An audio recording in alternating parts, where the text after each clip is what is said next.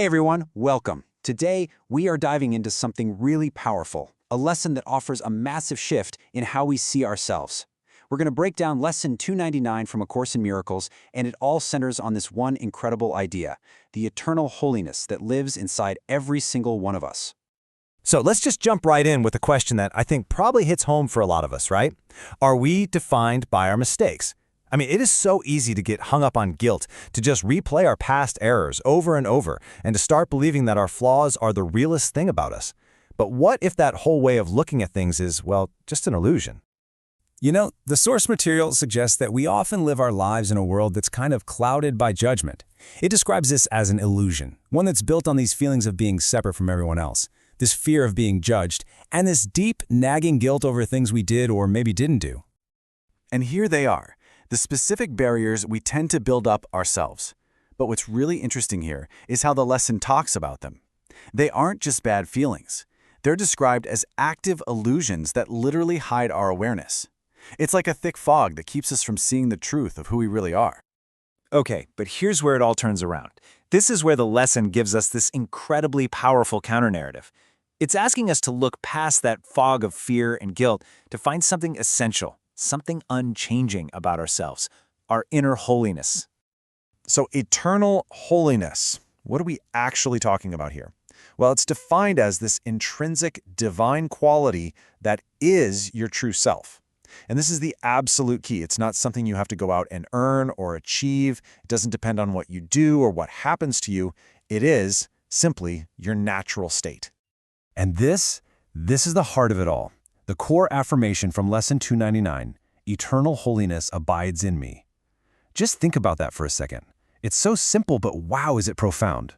It's not saying, I hope I can be holy someday, or I'm holy when I do good things. It's a statement of a constant present truth. It's a reminder that we are not defined by our past, but by our divine nature. So what this really shows us is the choice we have in every single moment. On one side, you've got the world of illusion, all the fear, the guilt, the separation. And on the other side, the truth. The lesson is pointing us toward inner peace, our divine nature, a real sense of connection. The whole practice is about consciously choosing to shift your focus from that first column over to the second. Okay, so this all sounds amazing in theory, right? But how do we actually do it? How do we take this from just a cool idea and bring it into our real lives? Well, the source material gives us some really practical daily things we can do to make this a real lived experience. Check this out. It's a super simple routine you can follow. First, just take a few minutes to visualize a radiant light inside of you. That's your inner holiness shining. Second, use affirmations during your day, something like, I am the embodiment of eternal holiness, especially if you feel that doubt creeping in. And third, and this one's huge, practice kindness by consciously trying to see that very same holiness in every single person you meet.